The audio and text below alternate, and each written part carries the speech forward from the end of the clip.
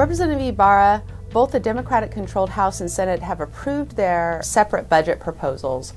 Can you tell us some of the similarities and differences in the two spending plans? Sure. The similarities are they're both Democratic plans. There's a Senate budget and there's a House budget. They're very similar where they spend about $52 billion, except the Senate spends about $1 billion less than the House does. At the end of the day, they're going to have to negotiate what the final budget's going to be. But at the end of the day, I don't like them at all just because they have taxes in their budgets. The Senate has $1.1 billion in taxes, where the House has $4.4 billion in taxes, which what the Republicans are trying to do is make sure we have no taxes at all and finalize a budget. And that's our goal. With tax increases in both the Democrat-sponsored budget plans in the House and the Senate, are there any wins for Washingtonians in these spending plans? Well, one of the promises that the Republicans told all the school districts across the state is we wanted to hold them harmless.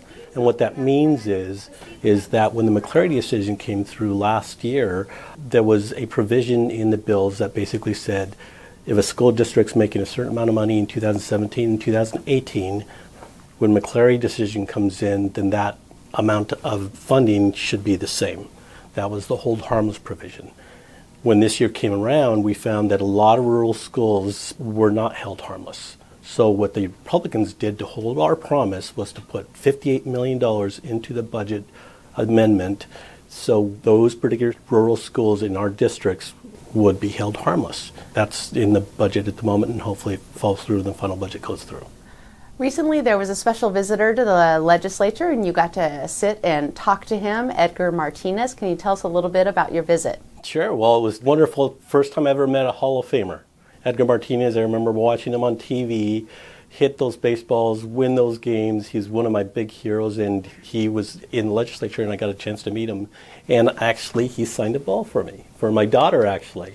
And so that was really amazing day for me. In fact, one of the most amazing days since I've been here in the legislature. So it was really exciting, really fun, and he's just a great guy. And it was just a wonderful time to meet somebody special like that.